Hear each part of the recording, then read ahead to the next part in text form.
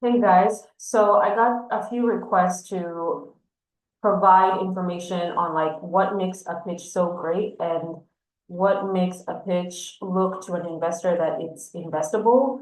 And it's not usually the color schemes or the font or how good you play with your words, but how precise you can show the investor that this is something that's investable and they understand your business. Now, a lot of people don't get into what does that mean for an investor to understand their business.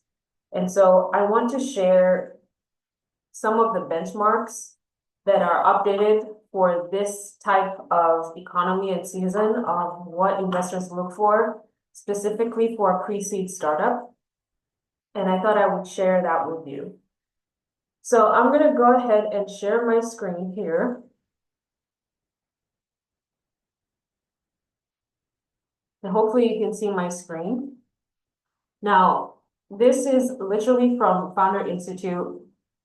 If you are looking to be a founder who's ready to have bigger investment, I highly recommend going through fi.co, sign up. It's like 78 bucks a month, but the amount of value that you get is more than I've ever seen.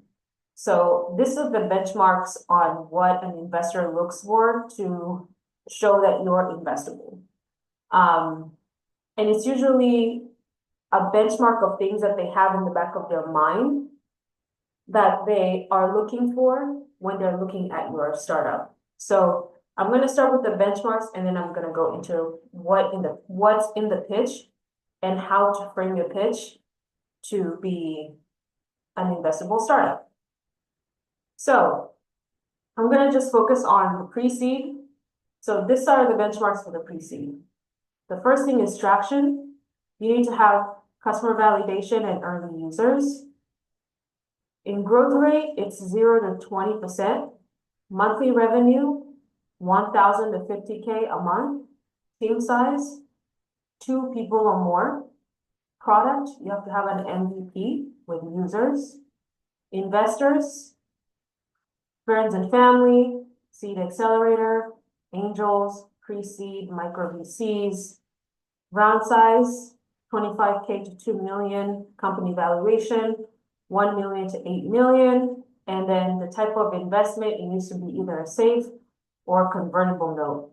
And then the equity sold, it's NA because, again, you're using a safe or convertible note. Now, with how hard it is to raise money right now, you need to be at the top benchmark of this metrics.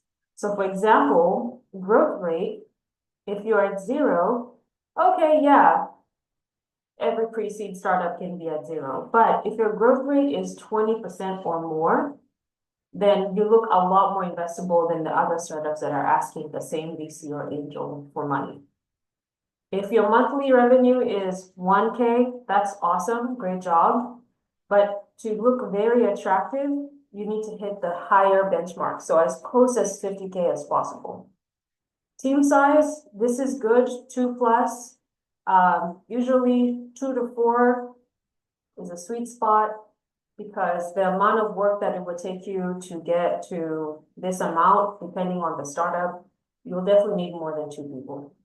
But if you have too many people, it's a red flag. There was a startup that was pitching and they had 14 employees, and that was a huge red flag. So 2 to 4 is like the sweet spot. Product MVP, you need to have an MVP out.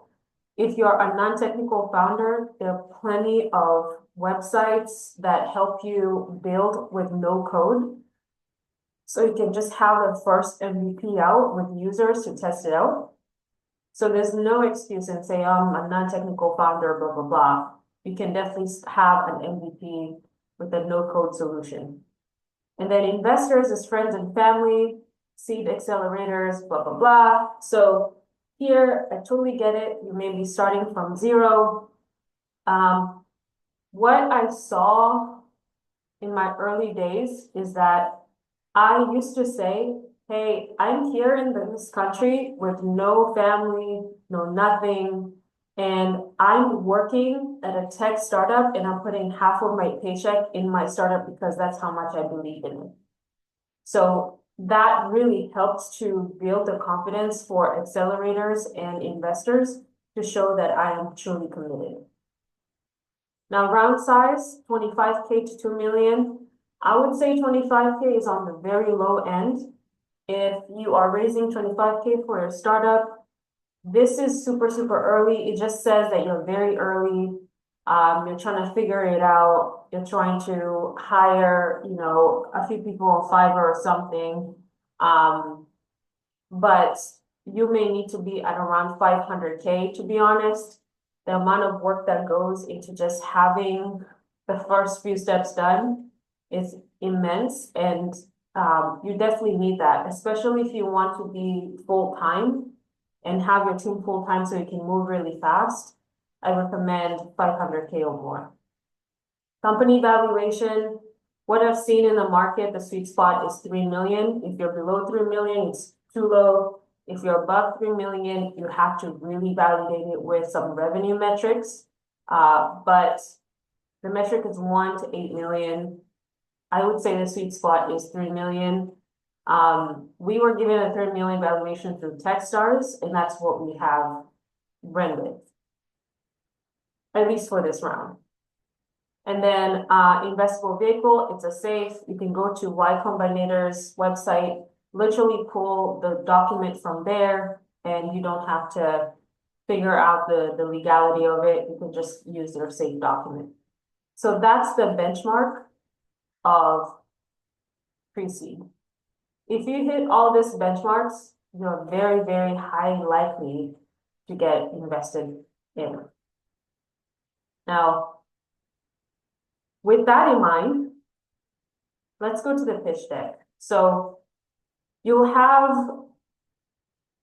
3 kinds of pitch decks. You'll have a 3-minute pitch deck, a 5-minute pitch deck, and a 25-minute pitch deck. And sometimes you'll be required to have a teaser pitch deck. Now, I'm going to go to the 3-minute pitch deck because that's what you're going to use to pitch at events. And I think it relates directly to the pitch that I posted online. So I'm going to share this screen. Hopefully I'm sharing the right screen. But if not, let me just stop again and then share again. Okay. So I'm going to go to my 3-minute pitch deck. And so there's specific things that have to be in the pitch deck that your investors are going to ask for. The first thing is they want to understand what you're doing. I don't know what this is. There we go. What you're doing right off the bat. They want to see, and these are components that I'm giving you guys so that you understand, like, you want to make sure your investor in 3 minutes completely understands your business and has an aha moment, just like you had when you're starting this business as well. So a few things that I've learned along the way is have a screenshot of your product on the first page, have your logo. If there anything that you've accomplished with Big Dogs, add that there, and then add your contact information there and your website there. Make sure you have your logo as well. I've partnered with some big property management systems, so I've added them there, but if you don't have that, that's okay. The most important thing is your logo, a slogan to kind of tease and let them understand what they're about to look at, and a screenshot of your product. You need to have that there. The second thing is in the 3-minute pitch deck is my why. I always start with my why because I have a strong story. So you need to have a strong story. If your story is, I found an opportunity in the market and that's what I'm pursuing, that's a red flag to investors because you may find another opportunity and decide to pursue that instead. And you may think that's a smart move for an investor, but when it comes to a startup that is meant to scale to like 100 million, they don't like to hear that. If it's a small business, like, oh, I found an opportunity in a franchise, a laundromat, or whatever, there are kinds of investors for those kinds of businesses, which remain small businesses. But if you're trying to scale something into like hundreds of millions, you need to have a very strong why that is very personal, that will show the investors that no matter what happens, a pandemic, a COVID outbreak, an economical crash, a political crash, you're still going to be persistent. So you need to have a strong why. The third thing is the problem. Just get right into the meat of it, what the problem is. And if you notice, all of them are one-liners here. You need to tell your liner, like, your title needs to be a sentence that tells the investor exactly what it is. Now, remember, this is a 3-minute deck. It has very little on it, and it's meant for you to tell the story as you're using the deck. The 25-minute deck is much more detailed. This is just for presentation. So I just want you to just know about that. And I've not used any guy, girl to design this deck. I put this deck together, and it's the content in it that matters, not the colors or anything of the sort. So I just want to remind you of that. Okay, so you need to have the problem, one line. Then you get into how that problem, the result of that problem. You need to have the result of that problem. Then page 4, solution. One-liner of what the solution is, and then the result of that solution. Now, I put some photos here that show how the customer feels when those results happen. So for example, in problem, I'm saying relying on emails, texts, and calls result to delays in missed tasks. That's 15 hours lost time, 30% lost revenue, 90% money stress. I'm showing the feelings here. Then again, solution, one-liner, and the result of the solution, and then the feeling the customer has. Then you go to page 5, product. You say how it works, and then you show how it works. So a lot of people here put the features and they say, so it has this and it has that and it has that. That does not help. You need to give a story of like, so this is how it works. The user does this, then goes here, then goes here, then goes here, and then goes here. That's how you're supposed to go about product, not putting a list of features. That does not say anything. The customer does not care about the features. They care about the results of your solution. So product is clean, smart automation optimizes every step of the process. Then I say, okay, number 1, sync clean to the property management software.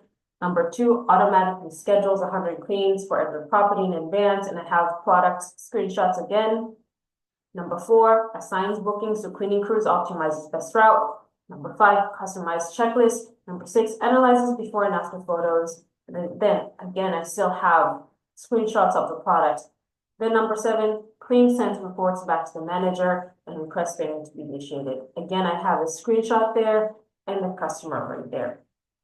Then the next thing is traction. You have to show traction over time, traction that actually is significant, and it shows that you're making progress. So partnerships, customers, revenue. That's the traction that investors care about. They don't care about how many events you've spoken. They don't care about how many people you've talked to. They care about the conversion. Did you get the partnerships? Did you get the customers? Did you get the revenue? Once you show that traction, that's boom, boom, boom. Then you show your next step. You show the roadmap of what you're trying to get to. So you say the very next step is to get to this. But our North Star, because you're showing them the inspiration of where you really want to get to, is the next thing. Okay, so You have to show the traction. What's the next step which you want to hit? And that's why you're there, pitching to get money. And then your North Star. So after you hit your next goal, what's the North Star? You got to show that. Then you got to show the business model. Business model should be simple. If you overcomplicate this part, you lose the investor. Don't say we're doing this and we're doing this and we're doing that. It needs to be super simple. Now, for my people who got multiple streams of revenue in their startup already, or you're thinking about putting this and putting that, just simplify it. Once you get to the second meeting, that's when you get into the meat of it and say, hey, it's $10 per property, but we're making money from also other fees and all that, right? So just keep it very simple and then show that that simple business model is projected to get you a certain amount of revenue. Now, something that I've learned, and I've had polarizing opinion on this, is that depending on how much you're raising, you need to 10x the revenue. So if you're raising 500K, you 10x that, in 12 months, you need to hit 5 million. That makes more sense for an investor, especially more aggressive investors, if that's what you're looking for. I've been given some advice that this is too much of an audacious goal. It needs to be like 1 million ARR.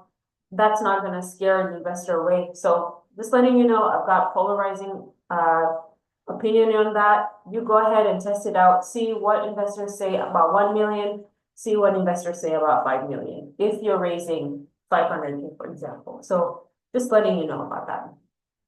Now, the next one is go to market. Let me put that there. Your GTM needs to be very clear. If you don't have a go-to-market that is clear, straightforward, you also lose your investor.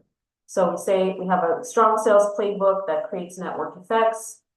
Network effects in my situation is very attractive. So I have to make sure that I'm able to fulfill that if I'm going to pursue that. And I show it in how the customer journey is going to look like. So customer does this, then they get to this, then they get to that. And then you show why that's the best way to go about getting customers. You have to prove it. Okay, so for example, for me, I said my sales playbook is industry events, podcasts, and communities that goes to trial signups, and then the managers at the cleaning crews or vice versa. Why? We've seen that it gives us 3 times the sign-up rate and 50% referral rate, resulting to a really strong network effect. So you're showing your sales playbook, which is the customer journey, and then you're showing the results of that customer journey. That's important. Next, market. So the go-to market, this is what you see all the time, Sam and Psalm. So your TAM needs to be more than $1 billion. If you're raising in Silicon Valley, I know it's a lot higher than that. I think it's 100 billion or something. It has to be big. So if you're raising outside of Silicon Valley, it has to be $1 billion or more. If it's bigger than that, then that's even more attractive, because what you're pretty much saying here is that there's space for you to make some money, which means there's space for your investors to make money if they invest in you. So if this is too small and you've done your research and you've seen this is just too small, you're in the wrong business. It's going to take forever for you to make it a dime from it. Okay, and then when it comes to Psalm, it's the target that you have. So for me, it's the Texas market, and that's 41 million. Then the competition slide. The competition slide should show how unique you are. So I've seen people, and I've done this before too, where you have like a chart and there are ticks like, we have this feature, boom, boom, boom. This ones don't have X, X, X. That's okay, but I've seen that investors just get lost in the sauce and they just don't get it right away. But if you highlight this way where your company's at the very top right, and then your other competitors are on the bottom left or the left, that's how you should structure it. And then you should show what makes you unique and how you're solving it, right? So for example, for my competitors, they have basic automation integration, they got basic chat capabilities, and then they don't have advanced automation and integration, and they don't have communication and operational intelligence. So you have to show it that way. That way, an investor right off the bat say, okay, if there are competitors in the market, are they doing the same thing? Or, is this startup approaching it in a different way that is unique, that can make them scale and be more unique? And people are going to be like, oh my God, I want this. This is that page, okay? The next one is team. So in team, what matters here is, again, don't have a lot of people on here. I've seen people add advisors. That does not work very well unless you're in deep tech or biotech or health tech, because you do need these professionals in those industries. You need professors, you need doctors, you need PhD people and all that. But if you're in a startup that you're passionate about that is not in those industries, what I've seen is that you just need your 4 people, including yourself. And the things that investors look for, based on my experience, is they have to know who's the person building the tech, who's the person selling, and who's the person pushing for the vision to be met. And so I'm business development, and I show that I'm capable of doing it, because you can say all you want, but you got to show that you do have expertise in this. My co-founder here, Einstein, head of technology, he worked in 2 tech companies that one of them became a unicorn, an African unicorn. So you have to show those, you have to show it with the logos of where you worked, that you're very much capable of pulling this through. Same thing with the other team members. I put logos on there to show that they actually have a lot of experience. So we're not just BSing through this startup, we actually do know what we're doing. Then, last but not least is the ask. So be very clear what you're raising and what it's going to achieve you. So the achievement is the money. So you're raising 500K to get to 5 million ARR in 12 months. I'm raising this amount of money to make this amount of money. Okay. 12 months is aggressive. Sometimes people would put 18 months. I'm just aggressive like that. I know what we're capable of. If we could get partnerships in 4 months, those big partnerships in 4 months, very much capable of this. And I have to prove this. I'm not just putting it out there and not pursuing it. So you need to show the pie chart of what that money is going to be used for, and what are some of the things also that's going to be used for. So if it's development, and I've had polarizing opinions here, like, why do you need 30% salary?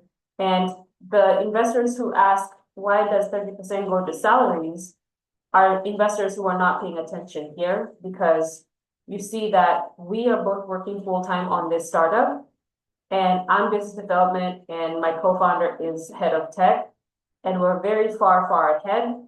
So they're pretty much not paying attention, or they think that we don't deserve to have, a salary to work on this full time. We should just live under a bridge as we're coding. But if you're super new in startups, I would not recommend putting salaries in there until you have an MVP with users. And now you're saying, hey, we're making this amount of revenue. but we need a little bit of a bump here so that we can get into working full-time.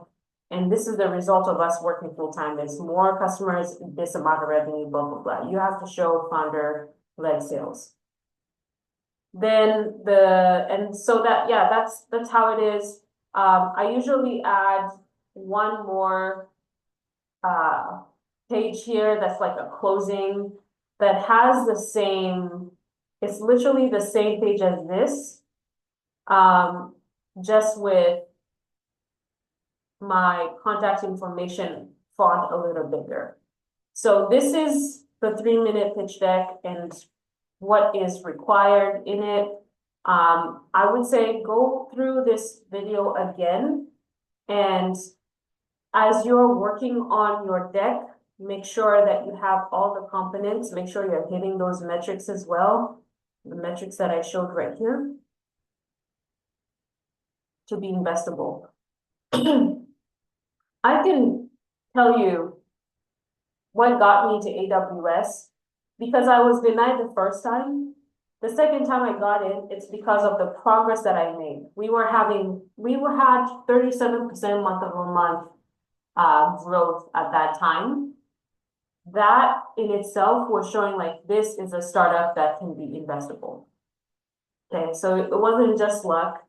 It was, okay, we didn't get in first time. There's another interview for another cohort in 2 months. We have to get things done because there's no way this opportunity is going to slip from our hands. We have to get it. So